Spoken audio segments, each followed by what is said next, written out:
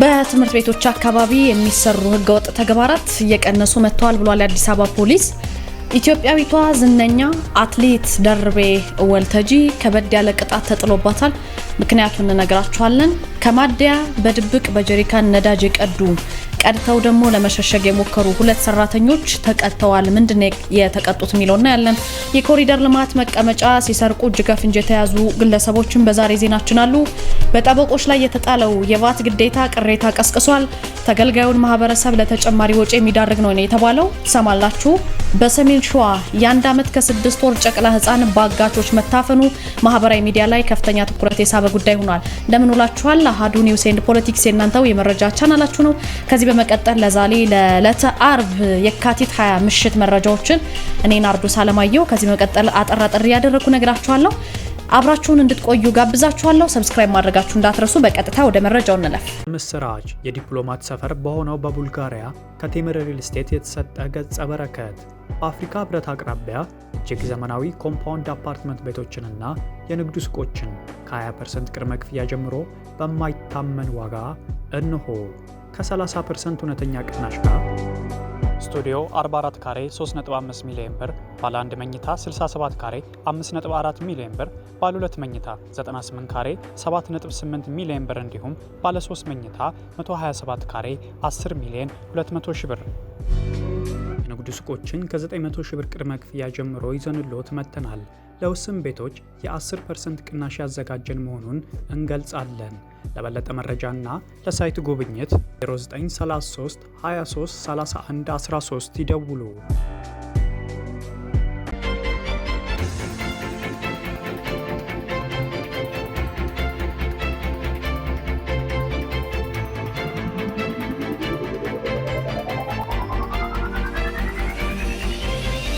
ትምህርት ቤቶች አካባቢ ላይ ህገወጥ ተግባራት ይሰራሉ ከዚህ በፊት። አሁን ግን በትምህርት ቤቶች አካባቢ የሚሰሩ ህገወጥ ተግባራት እየቀነሱ ናቸው ብሏል የአዲስ አበባ ፖሊስ።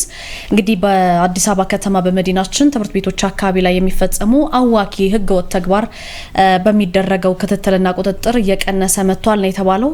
በተያዘው ዓመት እንግዲህ በትምህርት ቤቶች አካባቢ የሚፈጸሙ ህገወጥ የሆኑ ተግባራት ሙሉ በሙሉ ለማስወገድ የሚወሰዱ እርምጃዎች ወጥ ሆነው እንደሚሰሩና እስካሁን እየተወሰደ ባለው እርምጃ ደግሞ ህገወጥ ድርጊቶቹ እየቀነሱ መሆናቸውን የአዲስ አበባ ፖሊስ የህዝብ ግንኙነት ዳይሬክተር ኮማንደር ማርቆስ ታደሰ ናቸው ለአሃዱ የተናገሩት።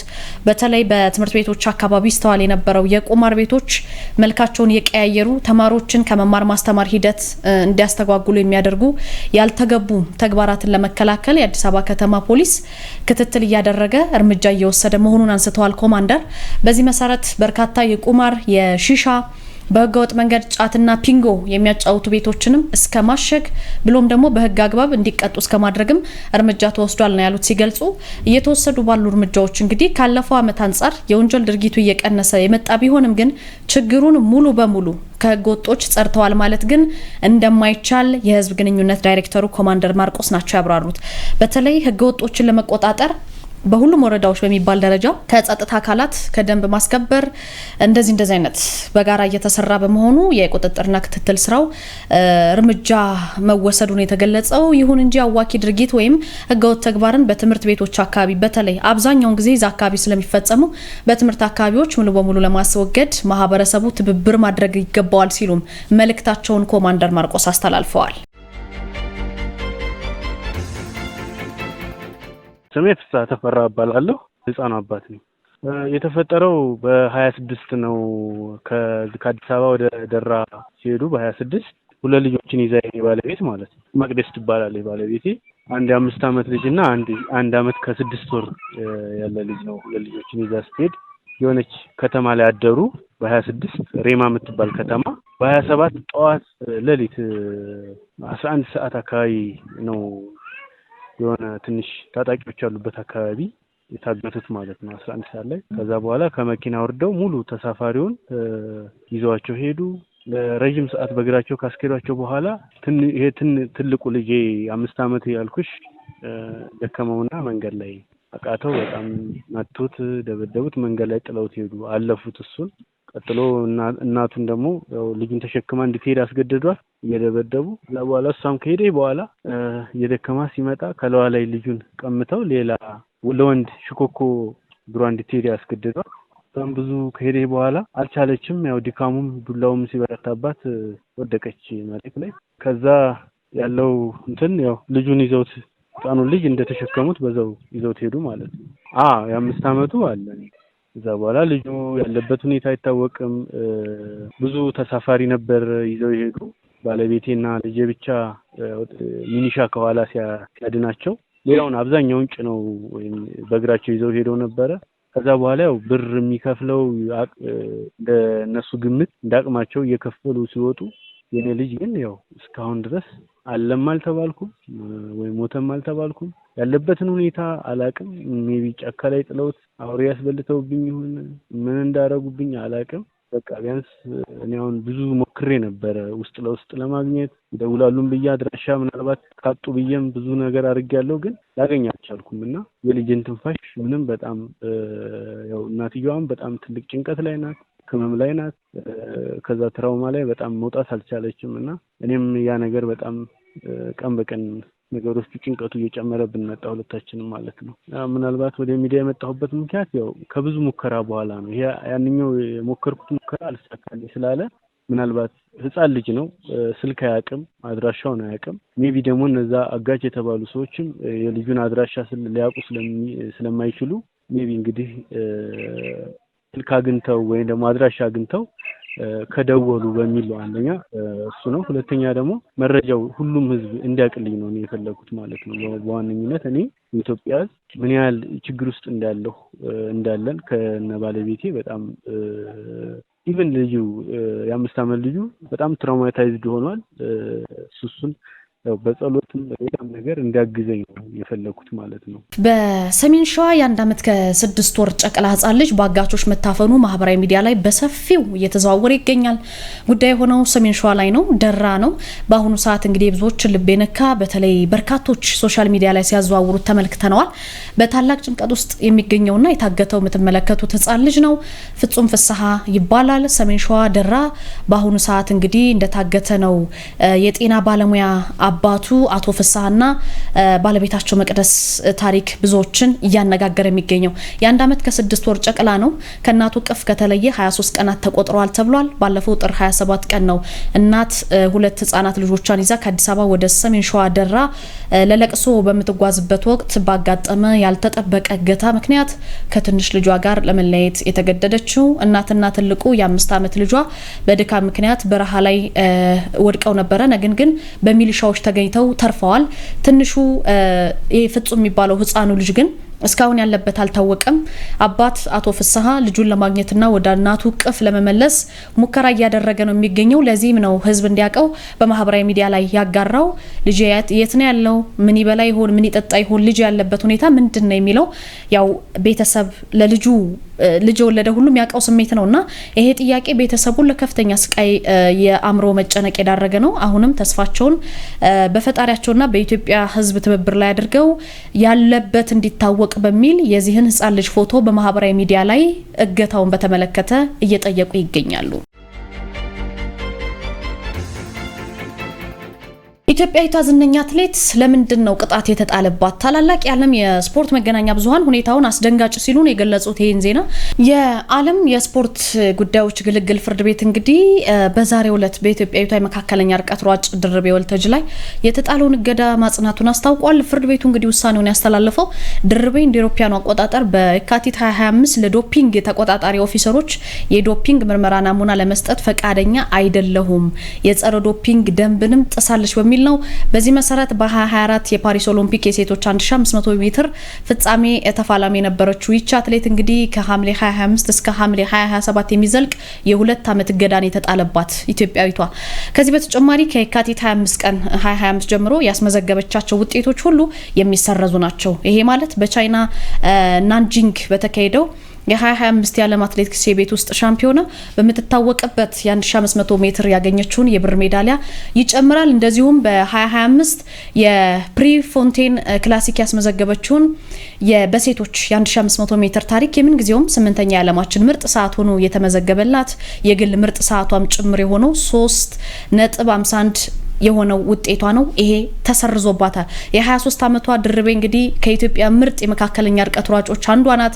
3 የዓለም ሻምፒዮና ሜዳሊያዎችን ያሸነፈች ባለፈው ዓመት በተካሄደው የመጀመሪያው የግራንድ ስላም ትራክ ውድድር ከ3ኛ ውድድሮች ሁለቱን በማሸነፍ በርካታ የአሜሪካ ዶላር በሽልማት ማግኘት የቻለች ምርጥ አትሌት ነበረች። አሁን እንግዲህ እገዳ ተጥሎባታል አልመረመርም በማለቷ ምክንያት የድርቤ ወልተጂ የዓለም የቤት ውስጥ ውድድር ውጤቶች መሰረዛቸውን ተከትሎ በቻይና ናንጂንግ በተካሄደው የዓለም የቤት ውስጥ ሻምፒዮና አግኝታው የነበረው የብር ሜዳሊያ ከሷ ተነጥቆ 3ኛ ወጣ ለነበረችው የእንግሊዟ አትሌት የሚሰጥ ነው። 4ኛ የወጣችው የአውስትራሊያዋ አትሌት ደግሞ የነሐስ ሜዳሊያ ባለቤት ሆናለች ማለት ነው። በዚህ መሰረት ኢትዮጵያዊቷ አትሌት ለ2 ዓመት እገዳ ተጥሎባታል። ከማደያ በድብቅ በጀሪካን ነዳጅ ቀድተው ለመሸሸግ የሞከሩ ሰራተኞች ታስረዋል። ቅጣትም ተላልፎባቸዋል። እንግዲህ ሞጆ ከተማ ነው እንደዚህ ሆኖ የሞጆ ከተማ አስተዳደር ፖሊስ መምሪያ የኮሙኒኬሽን ጽህፈት ቤት ኃላፊው ዋና ኢንስፔክተር ነጋሽ ለገሰ ለሀገር ውስጥ መገናኛ ብዙሃን እንደተናገሩት አዲስ ሙሉጌታና ሀረጋዊ እንደጎ የተባሉ 2 ተከሳሾች በሞጆ ከተማ አንድ የነዳጅ ማደያ ውስጥ ሰራተኛ ሆነው እያገለገሉ ነበረ። ነገር ግን በድብቅ ነዳጅ በጀሪካን ከማደያው ቀድተው ለመሸሸግ ሲሞክሩ በጸጥታ አካላት ተይዘዋል ማለት ነው። 2ቱ የማደያ ሰራተኞች ጥር 13 ምሽት 2 ሰዓት አካባቢ ነው ከሚሰሩበት የነዳጅ ማደያ ውስጥ 4000 ሊትር ነዳጅ በጀሪካን ቀድተው ለህገወጥ ነጋዴዎች አሳልፈው ለመሸጥ ሲዘጋጁ የተያዙት። ፖሊስ ምንድነው ያደረገው? 2ቱን የማደያ ሰራተኞች ላይ አስፈላጊውን የምርመራና የማጣራት ስራ አድርጎ የምርመራ መዝገቡን አጠናቆ ለአቃቢ ህግ ነው የላከው። እንግዲህ አቃቢ ህግም የነዳጅ ምርቶችን ለመቆጣጠርና ለማስተዳደር የወጣውን አዋጅ ጠቅሶ ክስ መስርቶባቸዋል። በአቃቢ ህግ የተመሰረተውን ክስ የተመለከተው የሎሚ ወረዳ ፍርድ ቤት በዋለው ችሎት 2ቱም የማደያ ሰራተኞች በ3 ዓመት ከ3 ወር እስራትና በ350 ሺህ ብር መቀጮ እንዲቀጡ ተወስኗል። 4000 ሊትሩ ነዳጅ በህጋዊ የነዳጅ ዋጋ ለተጠቃሚው እንዲከፋፈል መደረጉን ዋና ኢንስፔክተሩ ገልጸዋል ማለት ነው። የኮሪደር ልማት መቀመጫ ሲሰርቁ እጅ ከፍንጅ የተያዙ ዜጎች አሉ። እነዚህ ዜጎች ደግሞ ይህን ወንጀል የፈጸሙት ሐዋሳ ከተማ ውስጥ ነው። የሐዋሳ ከተማ አስተዳደር ፖሊስ መምሪያ የወንጀልና ትራፊክ አደጋ ምርመራ ምክትል ዳይሬክተር ኃላፊ ኢንስፔክተር ሽመልስ ብሩ ምንድነው ያሉት? በከተማ አስተዳደሩ ከቀናት በፊት ተመርቆ ለአገልግሎት ክፍት የሆነ የኮሪደር ልማት አለ። እዚህ ኮሪደር ልማት ላይ ለመናፈሻ የተቀመጡ መቀመጫዎች፣ ወንበሮች አሉ ለህዝብ ተብለው የተሰሩና እነዚህ መቀመጫዎች ነው እንግዲህ እነዚህ ሰዎች ወንጀል የፈጸሙት። የካቲት 18 ከጠዋቱ 4 ሰዓት ላይ ሰርቀው ለማምረጥ ሲሞክሩ በአካባቢው በስራ ላይ በነበሩ ፖሊሶች ነው እጅ ከፍንጅ የተያዙት። እንግዲህ ናትናኤል ታደሰና የፍሬም ወርቁ የተባሉ ተጠርጣሪዎች በሐዋሳ ከተማ አስተዳደር አዲስ ከተማ ክፍለ ከተማ ከሳውዝ ስፕሪንግ እስከ መድኃኔዓለም ቤተክርስቲያን በሚገኘው አካባቢ ነው ይሄ ጉዳይ የሆነው። ለፖሊስ በሰጡት ቃል እንግዲህ ወንጀሉን መፈጸማቸውን አምነው ድርጊቱን ሲፈጽሙ እጅ ከፍንጅ በመያዛቸው በአስቸኳይ ክስ ተመስርቶ የፍርድ ውሳኔ እንዲተላለፍባቸውም ተደርጓል። በዚህም ጉዳዩ የተመለከተው የመሃል ሐይቅ ዳርና አዲስ ከተማ ክፍለ ከተማ የመጀመሪያ ደረጃ ፍርድ ቤት ወንጀለኞቹን ያስተምራል፣ ለሌሎች ሰዎች ደግሞ መማሪያ ይሆናል፣ ያስጠነቅቃል በሚል 2ቱንም በ2 ዓመት ከ3 ወር ጽኑ እስራት ወስኖባቸዋል ማለት ነው። ጠበቆች ላይ የተጣለው የባት ግዴታ ቅሬታ አስነስቷል። ተገልጋዩን ማህበረሰብ ለተጨማሪ ወጪ የሚዳርግ ነው የተባለው።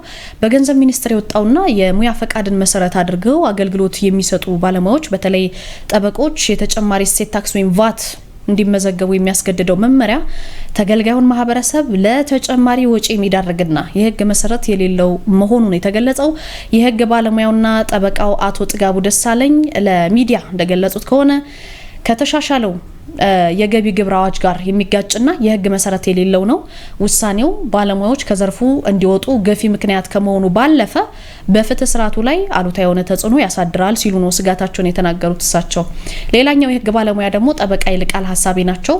መመሪያው የጥብቅና ሙያን እንደ ንግድ ስራ የሚቆጥር ስለሆነ ይሄም የህግ ድጋፍ የሚፈልገውን የህብረተሰብ ክፍል ለከፍተኛ ወጪ እንደሚዳርገውና በቀጥታ ተጎጂ እንደሚያደርገው ነው ያስረዱት።